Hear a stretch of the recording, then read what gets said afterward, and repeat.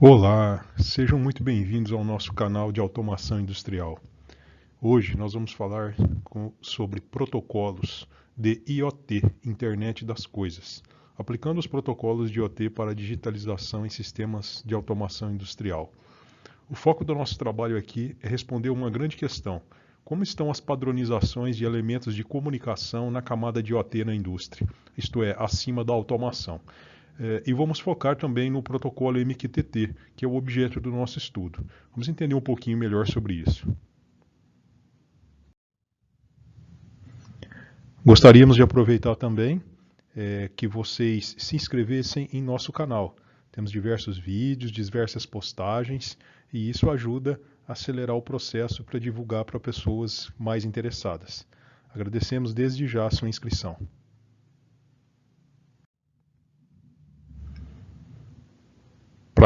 Para ficar o foco do nosso trabalho, do que nós vamos falar então? Nós vamos falar basicamente de três elementos.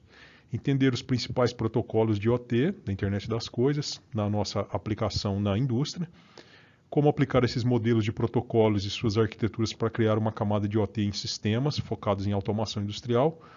E como criar essas soluções de IoT e computação em nuvem, a partir da conectividade entre dispositivos, isto é, no nível de aplicação. Vamos lá então. Antes de mais nada, é importante entender onde que está o protocolo de IoT, aonde é o foco nosso, em que camada ele está. Se a gente utilizar dois modelos de camada já explicados em apresentações anteriores nossas, se a gente tiver o modelo OSI e o modelo TCP/IP, nós vamos focar aqui na camada de aplicação. Normalmente é essa camada que é o foco do nosso estudo. E aqui onde que nós vamos falar sobre HTTPS, MQTT, AMQP e o PCUA. Observe que nós estamos aqui focando e explicando que nós vamos dirigir bem o nosso estudo sobre o MQTT, ok? Então está aqui o nosso elemento de protocolo de IoT.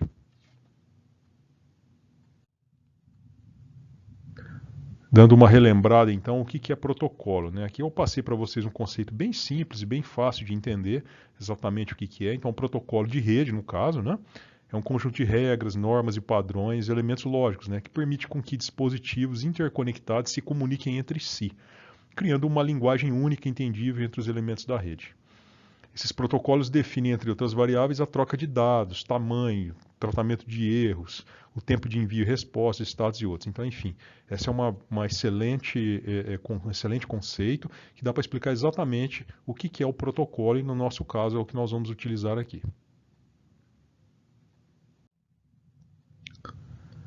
Quais são os principais desafios para esses protocolos e por que a gente entende que este artigo é importante como foco? Quais são as grandes questões que nós temos? Então, permitir a comunicação assíncrona na rede, independente do tempo. Isto é um modelo baseado em IoT, essa é a grande importância. Um modelo de IoT é baseado normalmente em comunicação assíncrona. Permitir publicação de dado na rede para todos os dispositivos, né? A gente entra aqui já num modelo chamado de Publish Subscriber. Esse é um modelo de IoT, esse é um modelo moderno que nós vamos ver lá na frente, que é a base dos microserviços. E permitir comandos bidirecionais de forma ativa na rede, no caso em processamento, na IoT. Como complemento de automação, na prática, eu posso usar a camada de IoT para interferir em dados na automação, por exemplo, executando um comando. Eu posso até criar uma rede IoT sem essas características, onde o perfil seja somente a informação corporativa, ou enviar um dado, não industrial no caso. Daí a importância de conhecer o protocolo, isto é, para você fazer uma boa aplicação.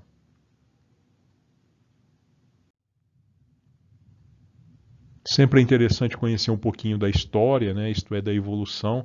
Aqui no nosso caso é como que ocorreram as comunicações à distância, utilizando elementos de automação industrial. Então, se a gente pensar lá na década de 80 e 90, nós usávamos as chamadas LP. Tem muita gente que sabe disso, né? A gente praticamente não existe mais isso.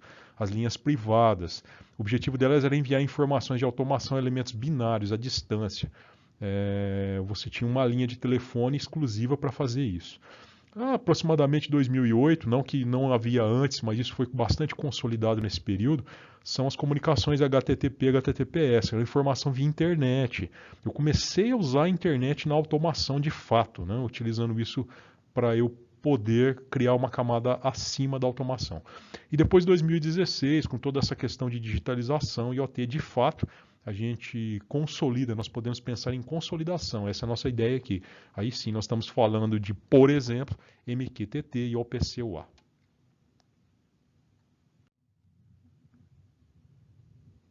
Vamos entender um pouquinho o conceito do HTTPS, né? O que significa ele. Então, o HTTPS é um protocolo síncrono e unidirecional, né? O cliente espera o servidor responder para aplicações de OT, ele fica um pouco limitado, essa é uma grande questão, mas ele é usado. Na automação podemos usar para quê? Para criar telas de informações via um browser, por exemplo, em HTML5. Então, assim, na prática, o que a gente costuma fazer? Eu uso ele aqui para enviar dados e criar uma navegação de dados, né? A gente pode criar em Java ou .NET, alguma aplicação nesse sentido. Então, assim, posso usar? Posso, né? Ele tem só algumas limitações, mas ele está aí porque você vai ver algumas aplicações no nível de OT utilizando o HTTPS. Eu também tenho o AMQP, tá? Vocês já devem ter visto em algum momento. Ele usa o conceito também da computação em nuvem, então eu posso utilizar os elementos no AMQP. Lembrando que tem algumas características, e é muito interessante, né? O AMQP ele assegura confiabilidade e interoperabilidade, porém ele precisa de uma boa capacidade computacional, você precisa de um bom processamento, onde a latência de rede também não pode ser uma preocupação. Tá? Então você observa que a gente já tem algumas características de aplicação. Então essas aplicações corporativas em nuvem são adequadas para esse protocolo. Observa aqui que a gente deu um exemplo aqui de um Office 365 e dados estruturados em banco de dados. Então assim, normalmente o AMQP, é utilizado para sistemas de automação corporativa de informações. Então a gente chega aqui no MQTT, segue a mesma linha também, utilizando os MQTTs. Eu tenho um broker, depois eu vou explicar como que ele funciona. Então ele é um protocolo mais simples comparado ao MQP, que nós vimos anteriormente, porém com características de segurança e qualidade de serviço. Isso é um grande diferencial. Aí a necessidade de baixa capacidade de processamento também, isso é um diferencial positivo. Fazendo-se ideal para aplicações de IoT em ambiente industrial, ok? Para aplicações que não são baseadas em TCP/IP, no caso nós estamos falando disso, existe o MQTT-SN, o Sensor Network. Não é objeto de nosso estudo, mas fica uma referência para vocês aqui entenderem um pouco de como que isso é tratado. E finalmente nós chegamos no OPC-UA, que ele realmente é uma plataforma de comunicação aberta, unificada. Nós temos um artigo explicando especificamente sobre este modelo de comunicação, então vale a pena se vocês quiserem conhecer um pouquinho melhor. Então aí eu tracei desde o modo mais simples ao HTTPS, chegando ao OPC-UA, falando os principais. Naturalmente não existem só esses, existem outros, mas até para limitar o nosso estudo e entender um pouquinho na prática como que isso é aplicado. Então vamos falar então especificamente das soluções em MQTT. Quais são os benefícios de utilizar o MQTT? Ele é um código simples, permite que o protocolo funcione em sistemas legados, isto é, sistemas antigos, ou com limite de armazenamento e até mesmo internet limitada. O sistema só permite passar pelo protocolo MQTT o dado que é necessário, não sobrecarregando o sistema e sofrer panes de travamento. Isso é muito interessante e até mesmo para a segurança. O sistema aberto de domínio público, está aberto para todos, né? Garante flexibilidade, instalação em qualquer hardware sistema, não tem nenhuma especificação limitante, adaptado e configurado conforme as suas escolhas mesmo. E possui um sistema de segurança de dados e qualidade de dados no próprio protocolo. Okay? Depois nós vamos ver um pouco melhor sobre isso.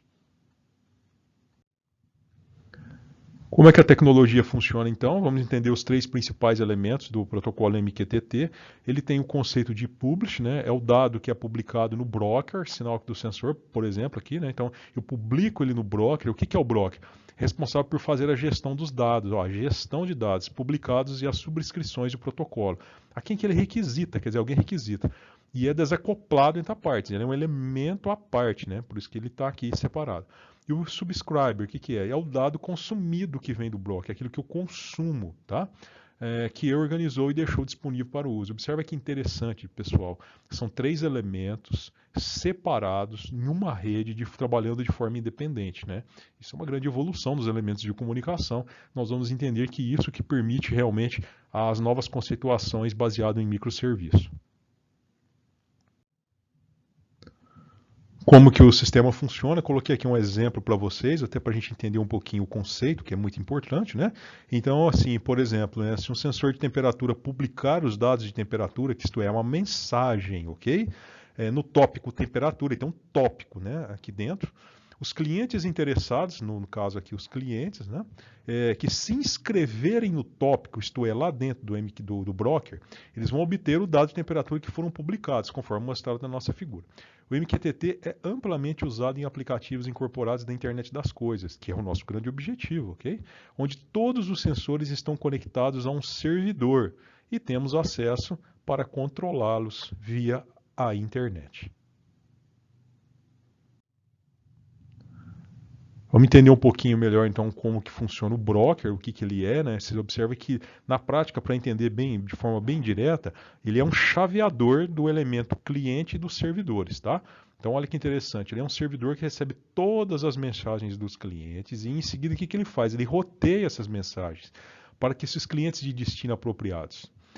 O cliente MQTT é qualquer dispositivo, um microcontrolador, um servidor, não importa, que executa uma biblioteca do MQTT, que se conecta a um broker de MQTT na rede. Então aqui, olha, ó, aqui a camada de OT, ok? A comunicação MQTT ou HTTP. E olha aqui, ó, eu faço uma agregação do nosso broker. Ele está aqui disponibilizando. Olha aqui, é um desenho melhor aqui para vocês entenderem. Ó, tem um cliente, ok? E aqui eu publico e recebo a informação também. Então essa é a grande questão. Então é um elemento importantíssimo que vai permitir fazer esse chaveamento entre esses dois principais elementos. Uma outra questão é como que a gente cria as aplicações. Eu vou falar de 3 modelos de programação onde eu crio essas aplicações. Lembrando que não existem somente essas, mas estas sim são bastante utilizadas e ela já pode ser um início para vocês entenderem um pouco melhor. Então eu tenho as APIs, ok? Chamada de APIs, é um conjunto de rotinas e padrões estabelecidos para uma determinada aplicação. Para que se consiga focar o quê? Funcionalidades, sem conhecimento dos detalhes em si. Eu tenho o REST, é um conjunto de princípios e regras para a criação de projetos web, com interface muito bem definida, e os JSONs, que é um formato leve de troca de dados entre dispositivos, bem mais simples do que o XML, tá? Além da vantagem de leitura simples, velocidade maior no transporte de dados e arquivos de tamanho reduzido. Aqui eu coloquei para vocês como que eles se relacionam. O REST, diversas mídias, interface padrão e código sob demanda. E o Web API, M2M, Machine to Machine, interface personalizada e mobilidade. Sugiro a vocês estudarem um pouco mais, pesquisarem um pouco mais. Não é o escopo da nossa aplicação mostrar como que faz isso, mas fica aqui para vocês alguns direcionadores relacionados a isso. Bom, então aqui mostrando para vocês um modelo de aplicação estruturado com toda essa terminologia que nós acabamos de dizer, né? Então olha aqui, aqui eu tenho os meus elementos de OT comunicando em MQTT e enviando isso para um broker.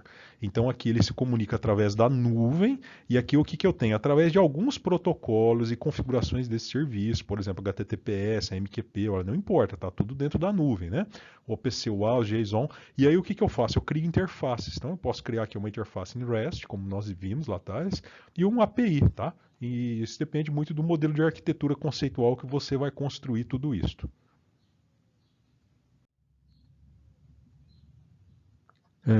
Um termo importante que eu vou colocar aqui para vocês é entender o M2M com o MQTT, tá? O Machine to Machine. Vou tentar explicar isso aqui para vocês de uma forma bem simples, para vocês entenderem que é a sua capacidade deste protocolo. Então, observe que o M2M é a aplicação da troca de dados entre dispositivos direto, através de microserviços. Eu vou explicar um pouquinho melhor. Tomando decisões supervisionadas ou autônomas. Então, olha aqui, ó, o M2M está aqui, o Machine to Machine, ó, o sensor da informação. E o IoT, ele normalmente está o usuário disponível, né, que que ele utiliza direto essa informação. Então aqui, ó, algumas aplicações de M2M, olha que interessante. Né? Então o caminhão se comunicando aqui através de um conjunto de serviços, tá? E aonde ele vai fazer a troca e tomada de decisões autônomas. Um caminhão pode comunicar diretamente com outro caminhão. Então isso é chamado de M2M, ou Machine to Machine. Bom, então vamos pegar tudo isso e vamos trazer para o nosso mundo da automação industrial, né? Como que a gente está tratando isso agora. Bom, vamos falar então de evolução, né? Isso não aconteceu agora, isso vem evoluindo, né? Se a gente pensar em 4 gerações de comunicação, a gente tem a primeira, que eram chamados de geração monolíticos, né? Olha só, tem uma escada aqui comunicando com as RTUs, né? Com sistemas terminais remotos. Depois aí eu tenho a segunda geração, que aí eu entro as redes de comunicação de fato, as LANs. Aí eu tenho uma terceira geração que é chamada de distribuído. Aí eu tenho um conceito de controle distribuído nos elementos. E agora a gente chega na nossa 4ª geração. Né? Nós estaríamos aí na 4ª geração, ainda que eu tenho muito legado da terceira, né? Talvez até das anteriores também, mas o nosso foco está aqui, tá?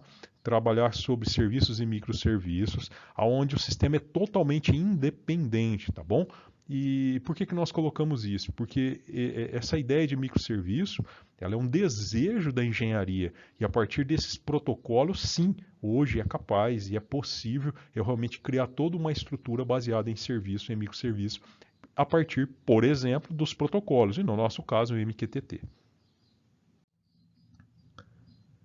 Então vamos incorporar mais 2 termos aí importantíssimo para vocês, que muito provavelmente eles vão ser de grandes direcionadores da chamada de nova automação industrial, automação industrial 4.0, que é o SOA. Não? Então, primeiro o SOA. Né?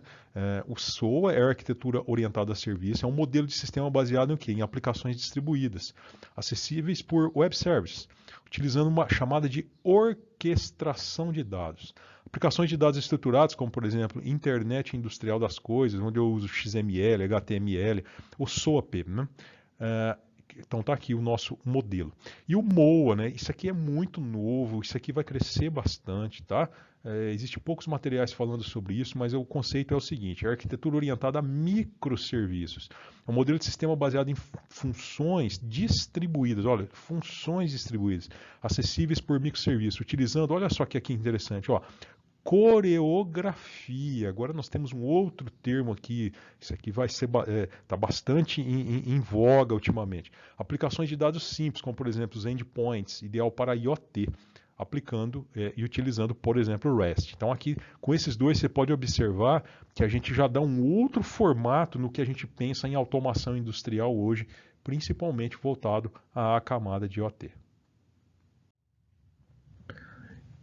Então aqui vamos dar uma resumida em como que a gente então poderia imaginar a automação industrial 4.0 em termos estruturantes e de infraestrutura. Então alguns direcionadores, não só esse, mas os principais para você dar uma pensada aí como é que você está projetando os seus sistemas de automação. Então elas devem ter ou alguma coisa neste sentido.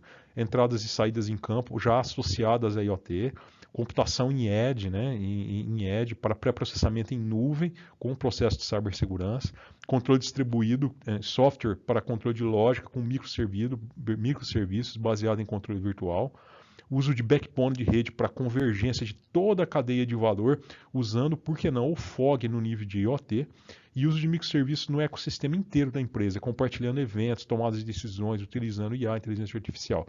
Nós temos uma apresentação que a gente fala com um pouco mais de detalhes sobre tudo isso, então, caso vocês tenham interesse, é só buscar um pouquinho antes aí que nós falamos com detalhes sobre cada um desses elementos. Estou mostrando para vocês aqui uma ideia, né, do que como que a gente poderia projetar uma automação com microserviços na cadeia de valor totalmente conectada, utilizando os elementos que nós já falamos um pouquinho. Então, se vocês observarem um pouco, tá?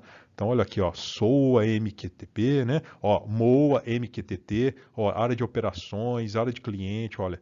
marketing, logística. Olha que interessante, a gente fez aqui um arranjo para mostrar para vocês. E alguns elementos, como por exemplo aqui, ó, cliente, estoque, o que é importante observar? Planejamento, olha, gemas digitais, olha aqui, ó, manutenção, olha, o mantenedor que utiliza a IoT no gerenciamento de ativos, enfim, tá tudo aqui para vocês darem uma analisada, darem uma estudada e todo interconectado. Isso é o chamado, né, de interconexão da cadeia de valor. E aqui a gente já conseguiu aplicar nessa interconexão microserviços e totalmente na camada de IoT. Então, muito interessante. Isso realmente já é uma realidade que você já pode implantar nos seus sistemas de automação.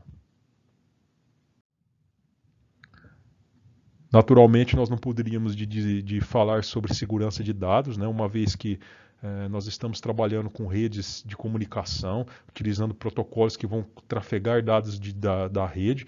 E aí a pergunta, né, quer dizer, o MQTT, ele permite segurança? Sim. Então aqui é um conceito de guarda-chuva de segurança de dados com soluções, né, que a gente tem que observar as vulnerabilidades na área de IoT, que isso aqui é o que é muito importante para nós, independente do projeto, nessas vulnerabilidades.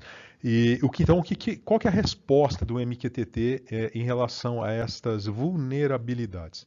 Então, a conexão do cliente ao broker, olha, do cliente ao broker que nós vimos, né, seja ele um subscritor ou um publicador, era originalmente feita pelo TCP, com opções de login, olha que interessante. Então ele tem uma autenticação, ok?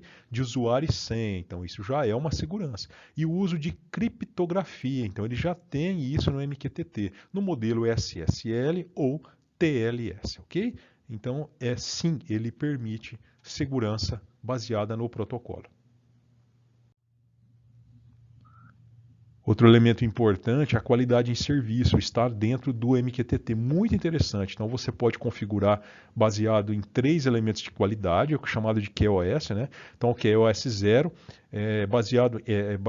tem a seguinte diretriz: é o que conhecemos como os best effort, né? Ou o melhor esforço. O QoS 1, neste nível, exige a confirmação da entrega da mensagem. Olha que interessante, né? O próprio protocolo faz isso. O QoS 2 garante que a mensagem seja entregue exatamente uma por vez. Então, olha só que interessante, né? Não existe um QoS melhor, tá bom, pessoal? Ou pior. Isso irá depender de cada cenário de aplicação na sua aplicação, utilizando o seu MQTT, ok? Bom, tecnologia não para, sempre evolui, então sempre a gente gosta de falar um pouquinho sobre o que você pode ficar atento aí às tendências. Então, dispositivos de automação com IoT e MQTT nativo, isso já está acontecendo, vai ser muito comum no futuro próximo nosso. Uso de microserviços, lógicas e controle na rede de automação também, isso vai ser muito comum. A gente tem sempre aquela ideia de automação, né? Por exemplo, o ladder, né? Isso vai evoluir bastante, nós vamos ter que tratar com outras formas de comunicação dentro dos controladores, né? E o uso de inteligência artificial para a criação de microserviços dinâmicos, atualizáveis, tudo conectado na cadeia de valor, tá? Bom, então a gente conclui aí que a criação dessas redes de IoT na indústria, né, ela é necessária evoluir em protocolos, então é por isso que a gente está falando disso, e modelos de serviços compartilhados, tá? Então isso é uma necessidade. O MQTT e o MOA, como já vimos, né, os microserviços são tecnologias que já permitem criar essas soluções, já é uma realidade, tá? A partir disto, aderente à nossa indústria 4.0. Então nosso grande objetivo é esse. Eu queria complementar esta apresentação, já que muita gente vem me perguntando sobre os materiais. Queria dar 3 elementos para vocês aqui nesse vídeo. Que é o seguinte: nós temos um site, tá? Onde todos esses materiais estão postados. Então acessem aqui o nosso site. O que tem lá? Tem materiais de apresentação, textos e papers que a gente escreve para vocês e os vídeos que nós postamos, tá? Normalmente todos esses materiais, eles são um objeto, eu costumo dizer que é um objeto resumindo de aulas da universidade e de projetos que nós trabalhamos dentro das indústrias. Então a gente coloca isso de forma resumida para que vocês possam utilizar. Como estudar, né? É uma sugestão. Você lê o e-paper, tem um e-paper lá, é um descritivo, que o descritivo, na verdade, é como se eu estivesse escrevendo o que eu estou falando, tá? De forma estruturada. Aí você vê o vídeo, tá? Quer dizer, você lê ou vê o vídeo, você vai entender melhor e você pode usar a apresentação. Usar onde? Olha, se você for um professor da área técnica, uma área de engenharia, seja lá o que for, fiquem à vontade, né? O pessoal me pergunta, Ventureiro, posso compartilhar? Posso usar o material? Eu posso pegar o texto que está lá, publicar no outro site? Sim. Eu só peço para vocês o quê? Que vocês apenas apontem os créditos, né? Isto é, que tenha a origem para que o pessoal também possa acessar novamente e colocar os materiais. A gente tem uma planilha lá, que o pessoal também fica à vontade, está bem na entrada do site. O pessoal pede para a gente escrever sobre alguns temas e a gente vai colocando isso numa fila, ou a gente, enfim, a gente vai começar a criar isso e a gente vai tá sempre criando materiais novos.